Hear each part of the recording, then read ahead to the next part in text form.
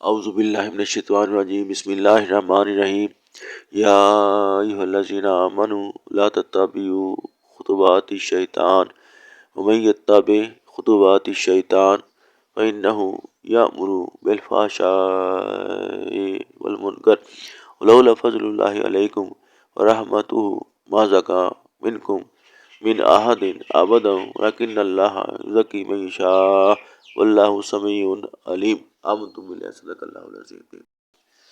اے ایمان والو، شیطان کے راستوں پر نہ چلو، اور جو شخص شیطان کے نقوش قدم پر چلتا ہے تو وہ یقیناً بے حیائی اور برے کاموں کے فروغ کا حکم دیتا ہے۔